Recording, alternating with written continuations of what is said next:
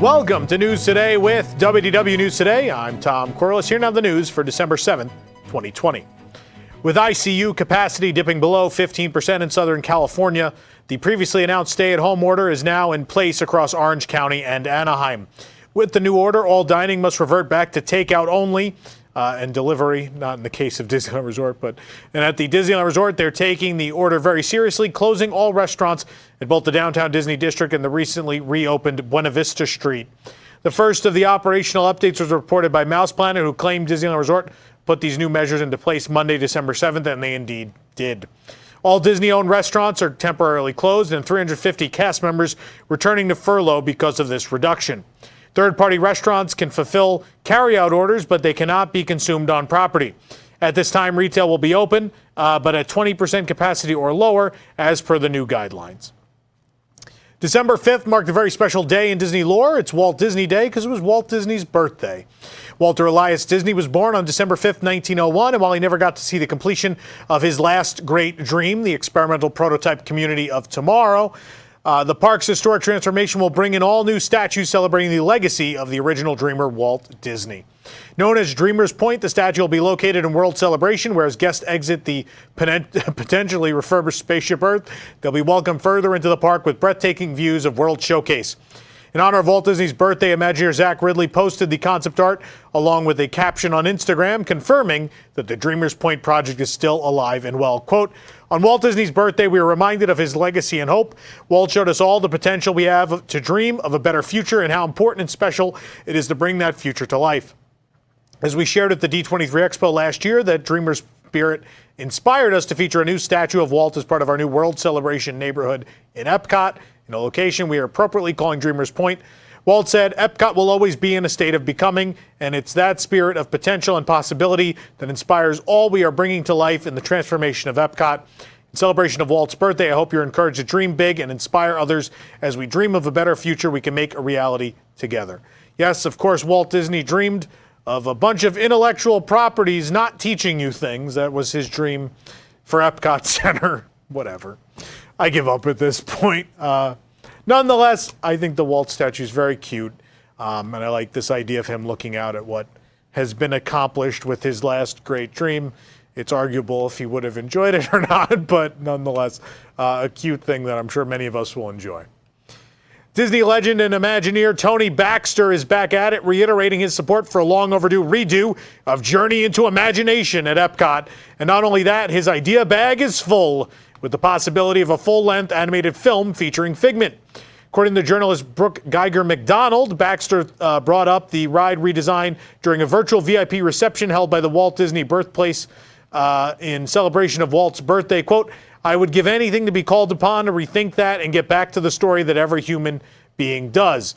There aren't creative people and non-creative people. Everybody uses it. It's just to what extent, and I think that was a really valuable story to tell. It is certainly not told in there now, and I would love to see it get back."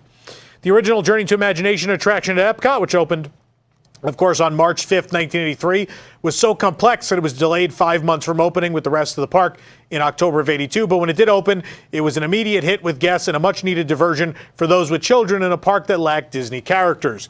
Baxter has been called back onto work as a creative advisor for the Princess and the Frog overlay of Splash Mountain, so he's within contact. He, of course, even brought up the possibility of doing a film. Quote, "Maybe we could even do a film. That would be even better. A full-length animated feature film starring Figment. Let's do a Kickstarter right now," he joked.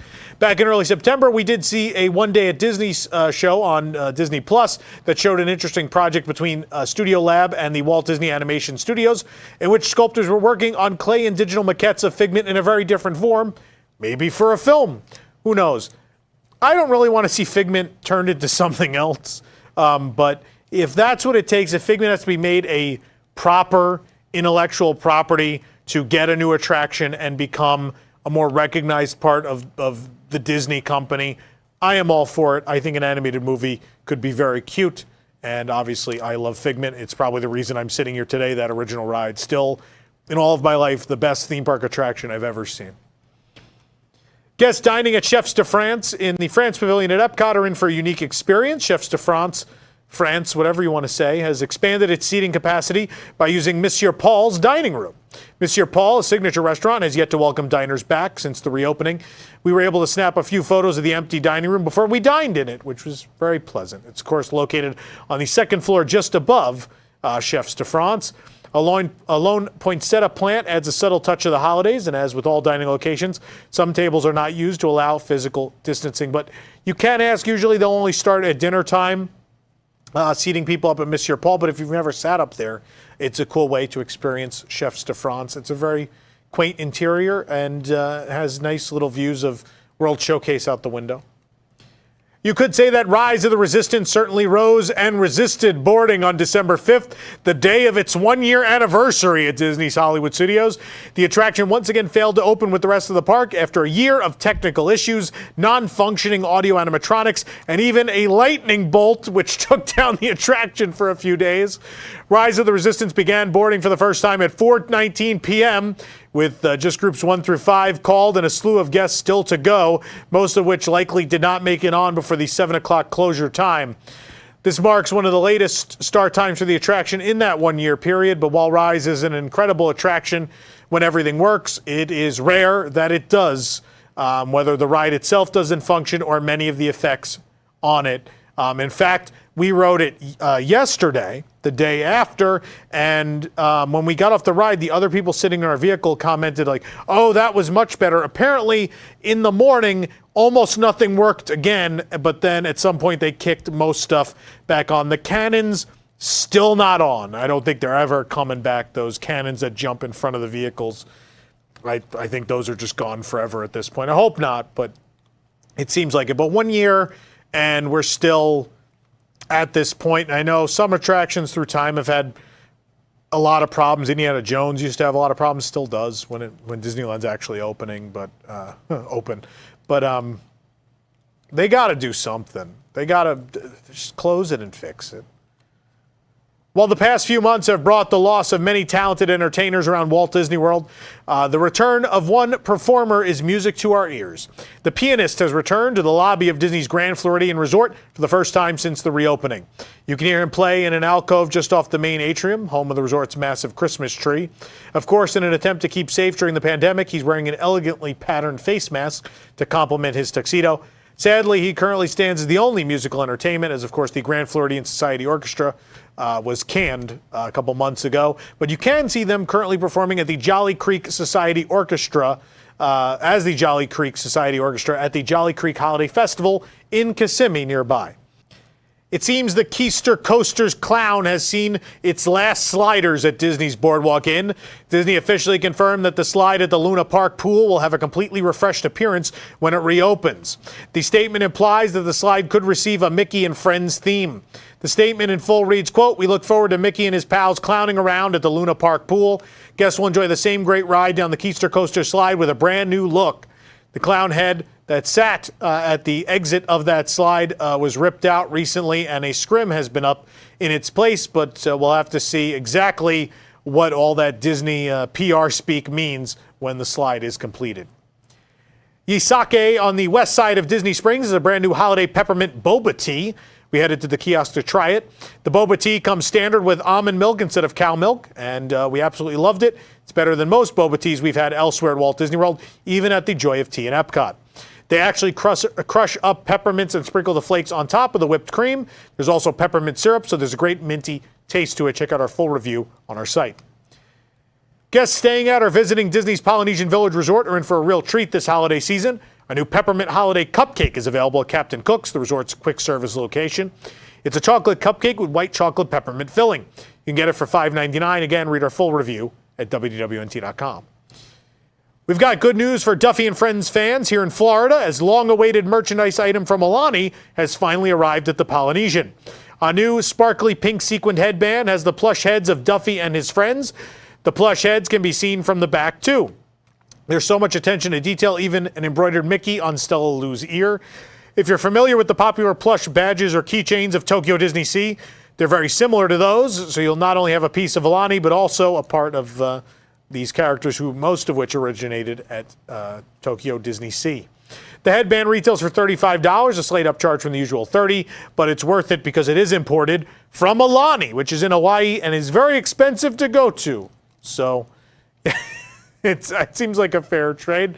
There's also a new Aloha Duffy and Friends bag with seafoam green accents and a print of Duffy, Shelley May, Stella Lou, Olu, and Gelatoni playing on the beach. Big enough to hold a few items without being bulky, this sturdy canvas tote will make the perfect beach bag or park bag for any day of fun. You can find both at Boutique at the Polynesian Village.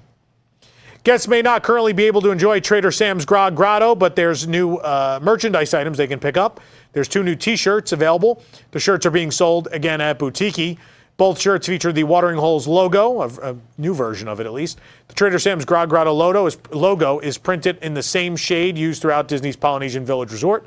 The Coral T-shirt has a small Trader Sam's text logo on its front. The logo is dotted by flowers in the back, features the same large artwork as the woman's scoop neck T-shirt. These shirts, again, join that Duffy and Friends merchandise at Boutique. Go check it out. Guten Tag from Epcot. The holiday season has brought the return of, I'm not going to even try to read this, Fröhlich Weihnachten? No idea. But it's a Christmas merchandise collection. The line covers all your holiday needs, from ornaments to stockings to apparel to even more. Head on over to a site to check it out, including a really cool Rapunzel ornament and, of course, the annual limited edition ornaments that you expect from the Germany Pavilion at Epcot. The limited edition reissue of Euro Disney 1992 merchandise is finally going to be available December 8th, 2020. The new merchandise was first announced in December of last year. It's supposed to be made available at Paris for the park's anniversary in April of 2020. Due to the closure, the merchandise was never released. The items will finally be available on shopdisney.fr and Shop Disney UK beginning December 8th at 9 a.m. The collection features the original Euro Disney logo alongside the opening date of the park, April 12th, 1992. Our good friend Mickey Mouse is featured against some classic 90 color blocking, which I love. I love all of this old Euro Disney stuff, making it a perfect retro addition to any wardrobe. Both the sweatshirt and t-shirt will be available in sizes from extra small to 3XL, come in contrasting yellow and red with the geometric pattern behind Mickey changing to match the base color. Also available are a coffee mug, pin, and keychain, all with the same geometric graphic design and colors being used throughout the range. And if anyone's in France or the United Kingdom who'd like to get these for Tom, please let me know. I desperately want them. While some shopping locations in the France Pavilion at Epcot have reopened, others remain closed. But through the windows of the shuttered shops, we've been able to spot new merchandise yet to be sold. The collection includes teas, tanks, mugs, and a tote bag and a clutch, with Belle in a what I call a Parisian perfume fragrance ad style. Very stylistic. You can head on over to our site to see all of these Bonjour Belle items. Disney and Pixar Soul is coming exclusively to Disney Plus on Christmas Day. I think, it's skipping movie theaters. And if you're excited about this upcoming film, you want to check out all the new merchandise available at Walt Disney World and Disneyland Resort. We found the new Tease plush, Funko Pops, and even a new Magic Band themed to the film. We'll view all of them on our website. For more information on these stories and more, head on over to WDWNT.com. Don't forget to pick up our newest limited edition t-shirt from the carousel of products. It is a Merry Splashmas tee, and 1/3 of them are already gone. So please hurry if you want one to carouselproducts.com. This program is brought to you by our official travel agent sponsor, The Vacationeer, the engineers of your next magical vacation. Sit back and let their team of vacation planning experts craft your family's next magical Disney trip. The best part, their services are free. Hotel, park tickets, dining, and more. Visit WDWNT.travel for details. The Vacationeer, the official travel agency of WDWNT. If you're enjoying the show, be sure to like this video, subscribe to WDW News Today on YouTube for more great content, and click the bell for notifications. Also, make sure to hit select all notifications so you never miss an episode. For the worldwide leader in Disney Parks news, this is Tom Corliss saying enjoy the rest of your today and have a great, big, beautiful tomorrow. 4 panelists, 30 minutes, 1 week in Disney Parks news. This is Parks Center. On Parks Center, the panel and I cover the top 7 Disney Park stories of the past week. From attraction news to transportation scandals to new food and merchandise, we'll cover it all in 30 minutes or less. You can watch us stream live every Wednesday night at 9 p.m. at WDWNtunes.com. Watch episodes on demand at youtube.com/WDWNT, or subscribe to the audio version of the show on your favorite podcast app.